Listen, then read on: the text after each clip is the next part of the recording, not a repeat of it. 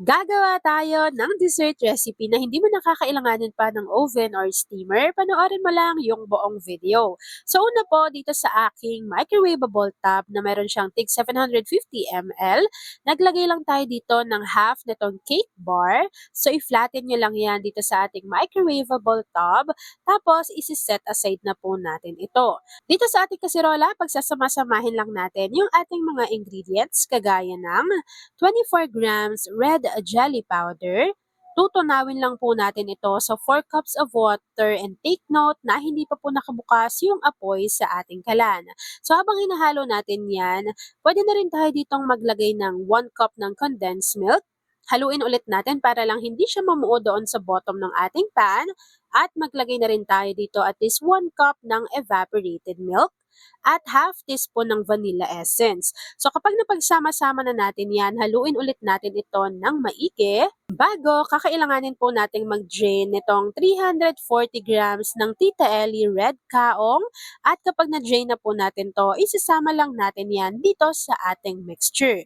So kapag naisama na natin to dito sa ating mixture, pwede na po nating buksan yung ating apoy sa ating kalan at lulutuin lang po natin ito over medium to low heat para lang po hindi mabigla yung pagkaluto ng ating mixture at the same time sure kayo na naluto at uminit yung ating jelly mixture. So habang hinahalo natin yan at hinihintay na kumulo yung ating mixture, please don't forget to like and follow yung ating Facebook page, Kusina ni Angel. Kung meron ka ring Instagram, paki-follow na rin ako doon, Kusina ni Angel.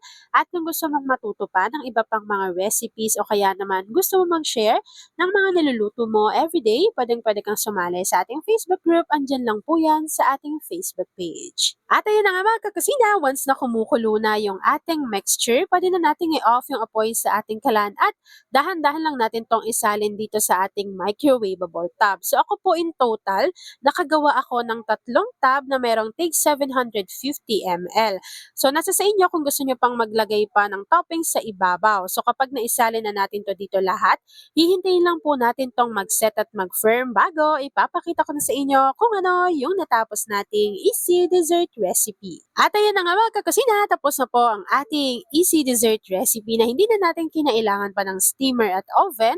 Ito yung ating kaong ref cake. Kung nagustuhan mo yung ating video, please like and share this video. At kung hindi ka pa nakakapag-subscribe sa aking YouTube channel na Kusina ni Angel, please click subscribe button, click mo na yung notification bell, click all para lagi kang updated sa bawat ina-upload kong mga videos. At kung isa ka din sa dessert lover, pakishare ng ating video at mag-comment ka na rin dyan ng Hi, Ate Angel. Yun lang mga kakasina. Thanks for watching and enjoy this video.